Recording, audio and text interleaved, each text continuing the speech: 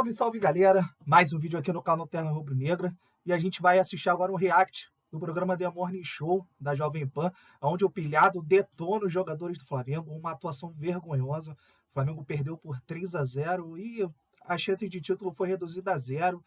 O Palmeiras aí tá muito próximo de conquistar mais um campeonato brasileiro e o Flamengo tem que focar na vaga na Libertadores, na vaga direta para a fase de grupos, para não ter aquela situação de ter que jogar uma pré-Libertadores ali, um jogo de mata-mata, com o time ainda se reestruturando, com o time ainda pegando forma física no início da temporada. Link na descrição para o canal da Jovem Pan Esporte no YouTube como créditos. Vamos acompanhar o vídeo. Bom dia mesmo, porque passou raiva ontem assistindo aquela vergonha no Maracanã. E eu te respondo, já que hoje o Coquinho tá eufórico, botando a Ferrari, quando precisa botar o sobe-som da Ferrari, ele demora. Hoje ele botou rapidinho, eu vou explicar. A Ferrari, olha aí, olha a Ferrari bateu, a Ferrari capotou, a Ferrari deu perda total, a Ferrari perdeu vergonha na cara junto, a Ferrari perdeu tudo. E sabe quem decolou, Pedrinho? O Palmeiras. O avião da tia Leila decolou rumo ao título brasileiro. E o negócio é o seguinte, como você me cutucou, eu vou deixar claro o que mais irrita nesse time do Flamengo, o que mais tira o torcedor do sério é a acomodação e é não ter vergonha de perder, porque eu tava no Maracanã, a gente tá aqui no Rio de Janeiro, o Rodrigo Viga também tá comigo. O que mais incomodou foi ver, sabe o quê? 3-0 dentro do Maracanã, não foi 1-0 não, 3. Aí eu vi jogador do Flamengo no meio campo abraçando o jogador do Atlético Mineiro depois do jogo, sorrindo, batendo papo, enquanto o torcedor tá puto voltando pra casa, enquanto o torcedor tá revoltado, que pagou trem, pagou metrô, pegou trânsito pra chegar no Maracanã e sai com 3-0, os jogadores estavam sorrindo no meio campo, eles estavam brincando com os jogadores do Atlético Mineiro. A pilhada é fair play é o escambau. Fair play é você não brigar, é você não fazer falta violenta. Isso é falta de vergonha na cara, porque um time que perdeu, como o Flamengo perdeu ontem, tinha que abaixar a cabecinha, assim ó, abaixar a cabecinha e sair de campo, não falar com ninguém, não ficar dando abracinho. E outra, frouxo dentro de campo esse time do Flamengo e frouxo fora. Nenhum jogador foi dar satisfação pro torcedor na zona mista, nenhum foi dar entrevista. E a assessoria de imprensa, que as pessoas têm medo de questionar, não, aí a gente nunca mais vai entrevistar jogador. Aqui na Jovem Pan a gente não precisa entrevistar ninguém, só que a gente não precisa babar ovo de assessoria não. Nenhum assessor chegou para dar satisfação, nenhum. A imprensa ficou 50 minutos esperando os jogadores do Flamengo. Sabe quem foi dar informação? A Stuart, uma funcionária do Maracanã, foi falar que os jogadores não iam falar. É um time frouxo, é um time sem vergonha na cara e é um time que encerra esse ano como ele começou. Começou uma vergonha. Real Madrid, pode esperar. Nem ganhar do Al Hilal ganhou. Não ganhou nem do Al Hilal, esse time do Flamengo. Aí teve Al Hilal, teve de 4 pro Fluminense no Campeonato Carioca, teve Olímpia do Paraguai, que eu virei meme e mereço ter virado meme por ter acreditado num time sem vergonha na cara. E agora tem essa derrota de 3-0, se despedindo do Campeonato Brasileiro. Parabéns pro Palmeiras, que teve brio, que é um time que já ganhou tudo, assim como esse Flamengo. E aí é que eu desmoralizo esse time do Flamengo. Acomodaram, já ganharam tudo. O Palmeiras também. E não para de ganhar, não para de correr, não para de se dedicar. É um Palmeiras que mostra pro Flamengo como ter vergonha na cara, Rodrigo Viga. O que eu vi ontem no Maracanã, 3-0, colocado na roda.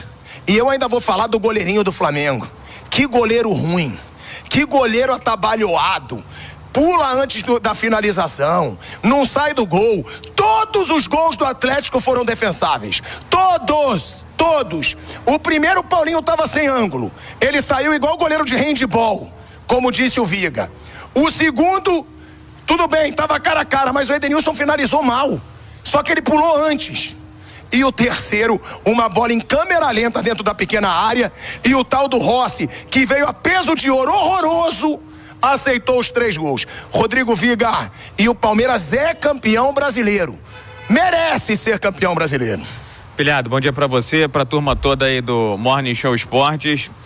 Olha, o Flamengo chegou a esse sonho do título não pela competência, mas pela incompetência do Botafogo. E aí ficou aquele clima de, tá deixando chegar, pode ser, não deixe o Flamengo crescer. Realmente, a história, a camisa do Flamengo, tudo isso faz uma diferença danada. Agora, dentro de campo, é um time com muitas deficiências, limitações e que não transmite aquela confiança, aquela credibilidade de você fervorosamente achar de forma racional e não passional, vai ser campeão brasileiro. Você fala muito bem.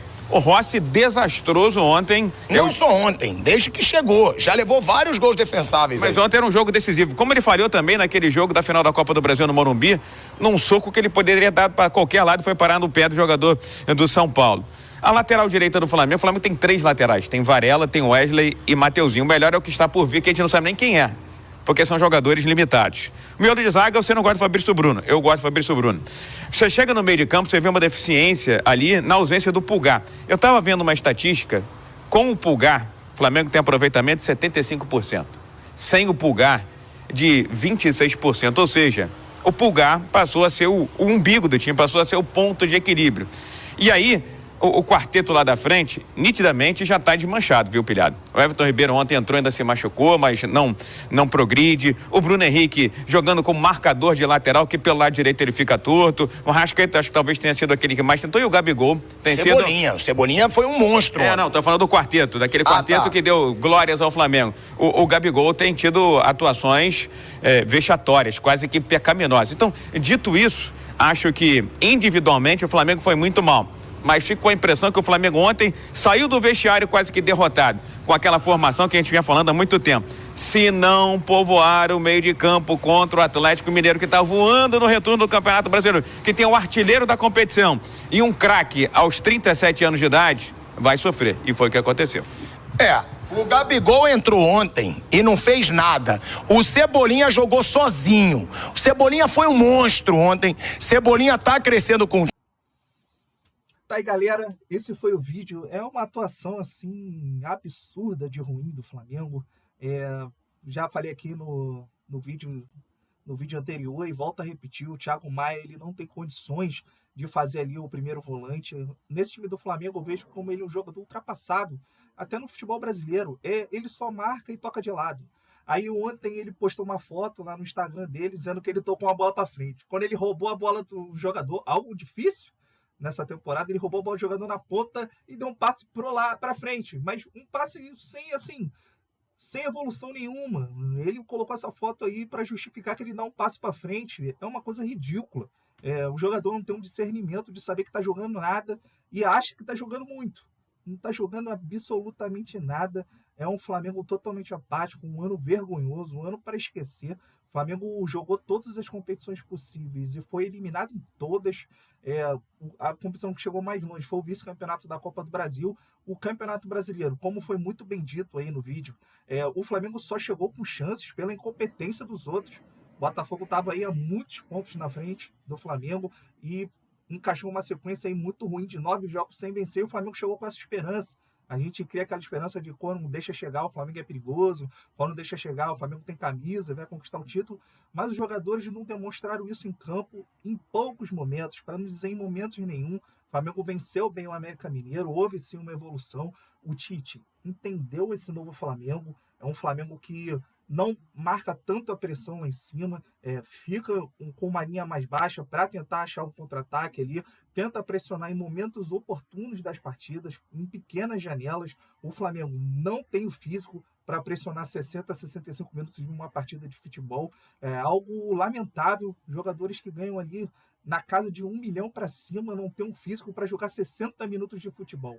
Aí me vai um repórter da TV Globo dar uma entrevista, num podcast, dizendo que as críticas são indevidas, que esse time corre, que tem a análise do GPS, mas ele tem que entender que o GPS, você andando, o GPS conta.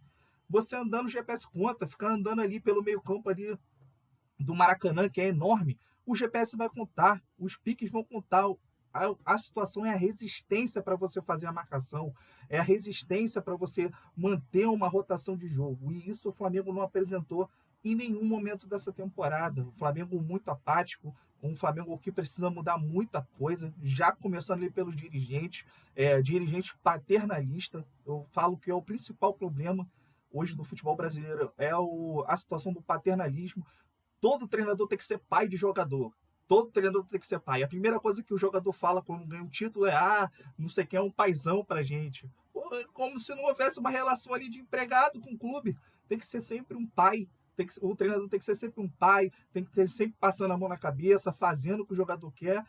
A gente não vê isso em nenhuma profissão, mas o jogador de futebol tem. Se for um treinador disciplinador, eles arrumam um jeito de derrubar. Como aconteceu aí, Vitor Pereira, um time fraco fisicamente, um time inexistente fisicamente, o Flamengo não tinha força para nada, com o São Paulo. O São Paulo tentou ainda consertar isso, mas esbarrou ali nas deficiências do próprio time durante a temporada. O Flamengo, quando ele apertou o treinamento, o Flamengo teve inúmeras lesões, jogadores cansados, então é um time que não consegue ter aquele ímpeto ofensivo lá de 2019 e com a maior parte dos jogadores daquela época. Tem aí o Felipe Luiz, tem o Rodrigo Caio, esses jogadores não estão jogando, tem o Gabigol, tem o Bruno Henrique, tem o Arrascaeta, tem o Everton Ribeiro, que estão lá desde 2019. A reformulação é necessária, o Flamengo precisa mudar ali os jogadores, precisa trazer jogadores com fome de títulos. Esse time aí não me parece ter essa fome mais. Jogadores que já estão acomodados ali com o seu alto salário, já está na história do clube, isso aí é inegável. Já está na história do clube, 2 Libertadores, Copa do Brasil, Campeonato Brasileiro, mas a vida é feita de ciclos, e esse ciclo já encerrou. Se a diretoria não abrir os olhos para que esse ciclo já tenha encerrado, o ano de 2024 do Flamengo vai ser muito parecido com o de 2023. Um ano ruim, um ano péssimo, um ano sem títulos, porque esses jogadores aí, na minha opinião, já deu o que tinha que dar, já não tem mais aquela vontade de ser campeão. E a gente vê aí nos jogos decisivos, o Flamengo sempre tropeçando nas próprias pernas nos jogos decisivos. Precisava ganhar do Cuiabá, perdeu lá de maneira vexatória. Precisava ganhar do Inter no Maracanã jogando com o time reserva, o time empatou. Precisava ganhar do São Paulo com o time reserva, o time empatou. Então são pontos que o Flamengo deixou no Campeonato Brasileiro e está pagando a conta agora. Está aí a 3 pontos do Palmeiras e sem chance nenhuma de ser campeão brasileiro. Deixa o like, galera, e se inscreva no canal. Saudações rubro-negras.